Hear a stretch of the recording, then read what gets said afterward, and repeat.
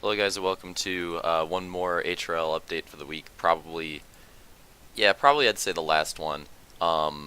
This week at least. We might have another one next week depending on, how much work I do for stuff regarding the league, but it all really depends.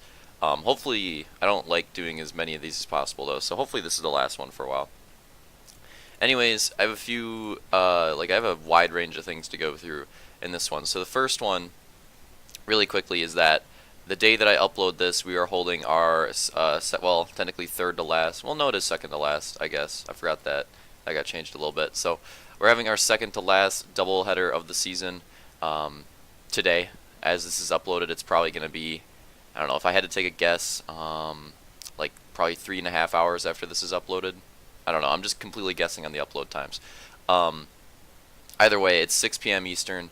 That's when practice is going to start, and then get into qualifying after that, and so on and so forth. So yeah, it's going to be, like I said, second to last doubleheader of the season. So if you want to get some good experience in towards the end of this season, maybe going into next season or going into the grand finals, really advise that you show up to this one. We got a good set of tracks. We're racing Tampa Bay SX and Uthuli GP, and then next week is Anaheim 1 and Mirabilis. So should be a really good way to close out the season with both of these doubleheaders. But this one especially is going to bring some challenge to it. Uthuli is a very unique GP, and Tampa is a very unique Supercross as well, I would say. So definitely advise showing up to this one, especially if you're trying to make those late points runs, because of the fact that they're both doubleheaders, you can't really afford to miss any of these at this point unless you have a ton of starts. Someone like Camby, where you're actually on the max starts, can't really miss to afford, or oh my god, just woke up. You can't really afford to miss this doubleheader. That was dope. Anyways, but yeah, that's all I really got to say here. Make sure you show up for these tracks. Let's move on. Well, let's go through the season 8 stuff first, actually, because I'm more excited about. Well, I'm not more excited about the other thing, but I kind of am at this moment. So I have the race results docs updated for season 8. I just wanted to show off how it looks a little bit, because it's going to be a little bit different than the doc we've been using for this season, which is not surprising, with all the rule changes and stuff like that. It's not surprising that the race results would look a little bit different. So I'm going to go through how it's different. All this probably looks pretty similar. Here's the difference here. Since we don't have heats and semis, the qualifying results is just going to be in the top half of the dock instead of in the bottom, because we have room for it now. So it's just going to be right here, qualifying results. You have your 2 lap times, and then it'll have your result on the right. And then Moto 1 results. It says Moto 1 results, but it's really just race results. I mean, I could change that right now, honestly. It doesn't really matter either way. But yeah, so you have your race results, and here, pretty simple stuff. Same stuff as always. Your start position, your finishing position, and your points that you earn throughout the race, something like that. Then we go on to the final results, where you have penalties, of course, as always, which, pit penalties, any type of penalties really with the Oval Series probably come into play. And then we move on over here, and this is the really important difference for this doc. So you have your overall points, pretty normal. Bonus points, I don't want to say new. That's came back. It's not new. We've had the bonus points in that position before. We've had bonus points in general before, so I don't want to say that's new. Bonus points are back, and they're right where they used to be. And when it comes to, you'll see, oh, somebody had this many bonus points, this many bonus points. You probably wonder, oh, well, what gave them that many bonus points? Well, the thing is, in the past, I've actually been confused about that, because I've always put on the docs the amount of bonus points somebody gets. But I don't think I've ever put a note. Well, actually, in some cases I think I have, but in some cases I haven't put notes where, like, it shows what they got bonus points for. And that makes things a little bit confusing, because if I come back to the dock down the road, a couple years or so, and I'm trying to figure out what they got bonus points for, I'm just like, what did they get bonus points for? I can't tell. Like, I know they had this amount of bonus points, but this amount of bonus points could have been from leading the most laps. It could have been from leading a lap and getting the pole. Like, there's so many different variables there that I can't tell how this person got this amount of bonus points. So just like how you have, let's see if I can find an example on this dock. I'm not sure if I can. Maybe over here. There we go. So like stuff like this where there'll be a note. We're gonna have something like that for the bonus points. So let's say whichever driver this is gets 2 bonus points. I'll add in a comment, and it'll be like, or is it a different one? No, I think that is it. Yeah. So I'll add in a comment and I'll be like, Bonner, Bonner, Bonner. No, seriously though. It'll be like lead lap and I don't know, hard charger, something like that, and it'll show how many points they had or what they got the bonus points for. Plus minus same spot. This is the final important thing. So right here, after every race, I'm gonna have to review everybody's pits, and I'm gonna have to keep track. And this is gonna be such a pain in the ass, honestly. I'm gonna have to keep track of when they pit as well to see if they ran out of fuel. So I'm gonna, you'll see something like this. Let's just put a few drivers. The best drivers is what I'm choosing from. So I'm just gonna put in some random pit stop numbers: 15, 50, 100. 135, I don't know. And then for, shift we'll put 40, 80, do something really simple here. Then for sector we'll put something kind of interesting, 50, 90, 130. Could that work? Yeah, I guess that could work. I'm just kind of making this up in my head. So let's say the max amount of laps you could go without pitting, let's say it's 40. So shift and sector both adhered to that, so I'll change these colors to green just to show that their pit stops are good. And if somebody runs out of fuel, what I'll do, so Vulcan, first one's good, but right here between pit 2 and 3 he took 50 laps instead of 40. So what I'll do is I'll highlight the one where he went too long, which would be the 100, and I'll put yellow on that just to show that he ran out of fuel. And let's say, for argument's sake, just to show how some of the pit stop rules will work, let's get rid of this other pit. I'm going to change it up. So let's say he realizes that he runs out of fuel. So he pits on the next lap. I'll put something like, probably put like a blue, or let's find what goes better with it, something like that, to show that that pit stop was to make up for his last one. So that way he doesn't get DQ'd anymore. And then he goes back to his normal pit schedule and pits at 135. And now that's good. So that's what it'll look like if somebody gets that's what it'll look like if somebody runs out of fuel and makes up for it. If they don't make up for it, then it'll look something like this. Probably just go with the red. Change up that a little bit then. So yeah, probably something like that. If they don't make up for it. So I'm just trying to show like what this will look like when we have an actual race in Season 8, give you an idea of what these docks will look like. So I hope that gives a better idea of how it works and what it'll look like. So when you're looking through the docks and, if you see a pit penalty or something like that, you know what to look for. Now let's do something a little bit different. Let's say that somebody gets a penalty on their pit stop. They don't run out of fuel. So yellow is going to be running out of fuel. Red is going to mean they already ran out of fuel and they didn't make up for it. And if you do run out of fuel and you catch yourself, you need to make up for it the next lap, by the way. Otherwise, you're not making up for it. So it needs to be the next lap. Throw that in there. Make sure I don't forget that. And before we race in the Oval Series, I'll make sure to go over all these rules, so hopefully people get it down. I'll try to help people during the race because I know it's a little bit new. So one more thing. So we had, and like I said, I'll have a color code. So yellow will be for running out of fuel. Red means you're already out of fuel. So let's say somebody gets like a pit stop penalty.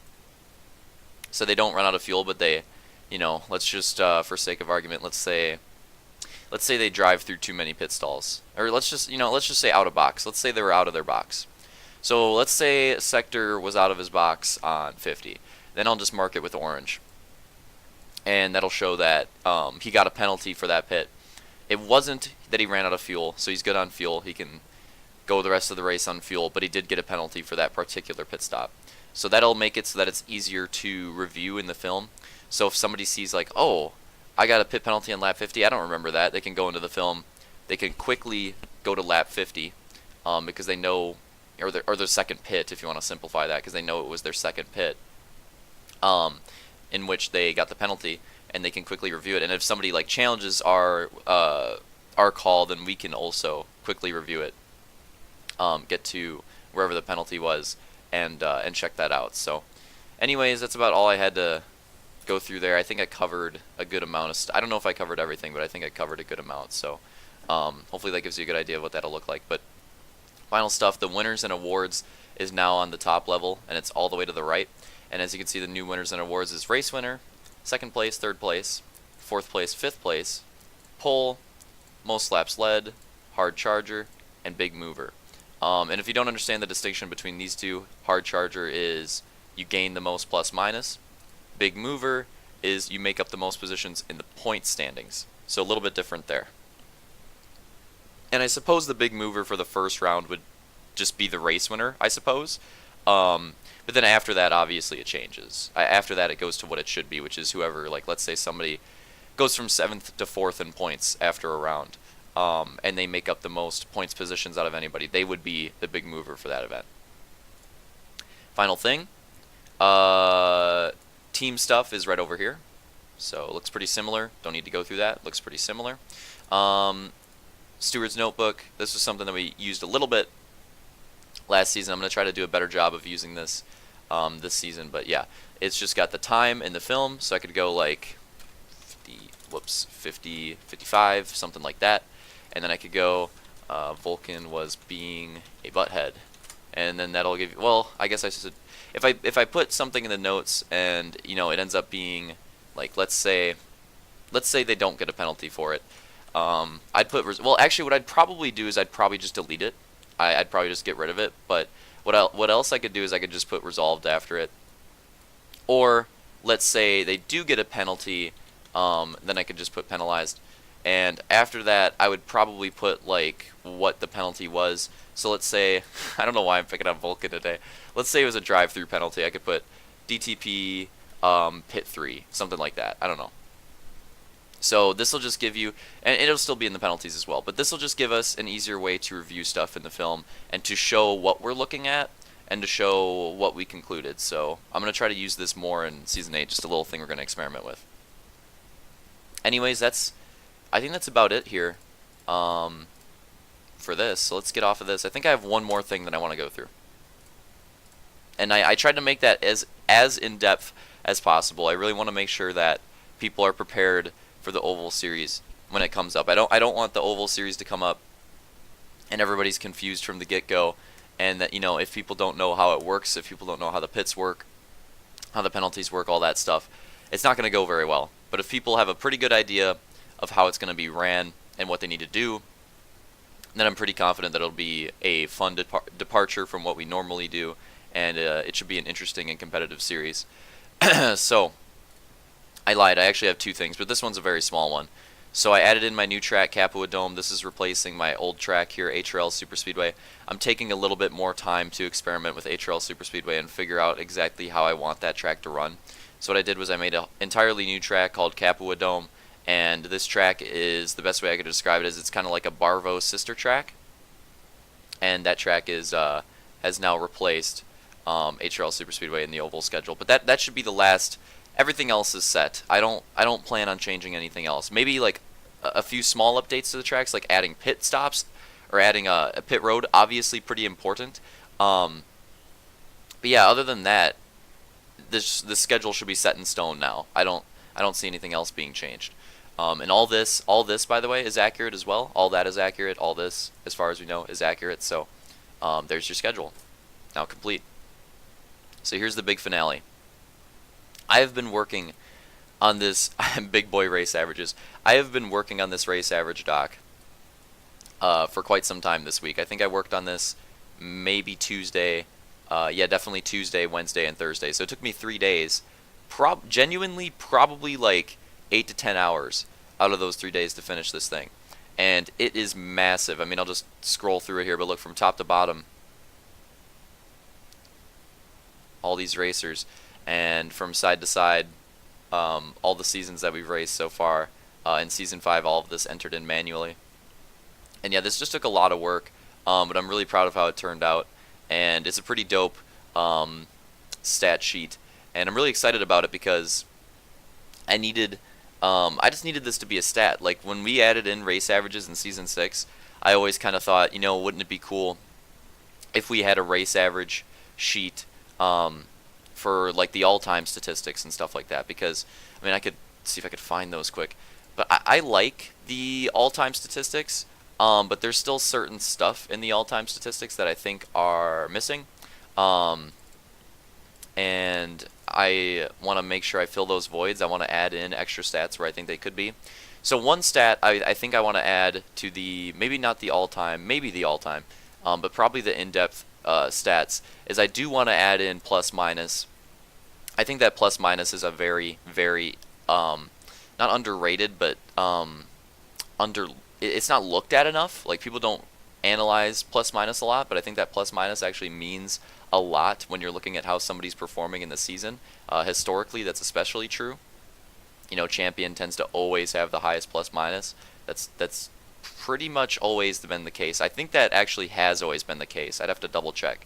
But yeah, plus minus, something that's not looked at very much, and I think that it's actually one of low-key the most important stats that we have. So and the next thing that I'm going to work on after the race averages is probably adding in the plus minuses, and maybe even a plus minus average. That'd be kind of interesting. But yeah, I'll probably add in the plus minus for everybody, so that's going to be kind of cool. The total plus minus. That's going to take a lot of work too. Probably not as much work as this, though. Definitely not as much work as this. Some of you are probably wondering, oh, you did a whole race averages thing for all the seasons. Are you going to do a qualifying average for all the seasons? Maybe. I'm not 100% sure. Maybe. Yeah, I don't know if I want to do the qualifying average one. Maybe next week I'll get bored again and I'll be like, yeah, you know what? Why not? So I would say just keep up the, keep checking in for that, and maybe I'll eventually do it. I'm not exactly sure right now. I'd say I'm leaning towards not doing it, but I could always change my mind. But yeah, so if you have any ideas, another thing that I wanted to bring up in this update, if you have any ideas for stats that we don't track that we should, let me know, because I'm a stats junkie. Like, this is one of my favorite parts of doing the docs, is doing the stats portion. It kind of sucks because I pretty much only work on the stats portion, like, pretty much once a season. At the end of the season, I update all of it because it's just more time efficient that way. But yeah, the stats to me are awesome, and I always love spending time looking through them and analyzing them. And I feel like there's probably some stats somewhere that we should be keeping track of that we don't. So again, if you remember anything, or if you think of anything to keep track of that we currently don't, let me know. But I do want to go through this a little bit and just like show it off a little bit. So I'm going to go through each season a little bit so you can check out the total race averages for the drivers from each season, just because I think I don't know, I think it's cool. I worked really hard on this, so I want to show it off. So here's season 1, and then we'll go to season 2. That one's a little bit easy to read, right? Oh man, rip season 2, man. Season 2 had so much potential too. It was going great. Then we have season 3. Holy moly. Season 3 race averages, pretty dope. Pretty dope. Very even in a lot of those areas. We go to season 4. Season 4, arguably one of the more competitive seasons in HRL history, and I think that's reflected through the race averages for sure. As you can see, the race averages between a lot of these people very competitive in season 4. And then we go to season 5. These race averages as well, pretty competitive for that top spot. Detail and Roman pretty close in the race average department for a while until towards the end of the season. Then we go to season 6. Season 6, obviously, just finished up with that earlier. Real Deal and Detail pretty close in the moto average. Interestingly, Detail actually had the lower moto average than Real Deal, so that's kind of interesting. An interesting stat for that season. So I'm wondering how that works out. Ah, the SX was definitely the difference maker right there, for sure. Then we go to season 7, which obviously is incomplete, but you can look at it here. Top 3 spots, closer than they've ever been, so that's pretty cool. And Roman's not even that far off in the 4th spot, so pretty cool race averages so far for season 7, even though we've got quite a few more rounds here to go. And then let's check out race averages total. And this is based off the season 7 order of the list. But here's the total race averages for like the whole time, all the seasons added up, so that's really cool. It's got this 4.0. Ah, pancake, okay, I figured. And then on the end of the dock, I have race averages overall list, GP list, oval list, SX, RX, GK, MX, and AX list. So you may be wondering, like, oh, what are those? So we go to it, And these are, and just so you, mind you, they don't look pretty at the top, and that's because Google Docs is weird, and I had to remove a bunch of stuff at the top to make it look prettier. So I'll work on that later and try to fix it. So it doesn't look very pretty at the top. The rest of it looks fine. But what these are, based on the title, is these are lists from highest to lowest, or I technically it's lowest to highest, for the race averages for their specific category. So the first one is overall. So you look at the overall, it's organized in the right order. You go to GP, and it's organized in the GP order. I'll give you a second to pause the video if you're actually interested in these stats. That's why I'm going through all of them, so you can check them out. And you also got to, same thing as the percentages, like in the other stats, the win percentages. You always got to keep in mind that some of these people will have less starts, like Pancake and Apathy, and even Blades to an extent, ahead of Real Deal and Detail. When in reality, Real Deal and Detail have a lot more starts, especially than Pancake and Apathy, and even to an extent a lot more starts than Blades. You could even say Bacon here in front of Slaunch is kind of interesting because Bacon has hardly that many starts. All these people in front of Roman have hardly that many starts. So you got to keep that in mind as well when reading this stat sheet. So here's the oval list if you want to check it out.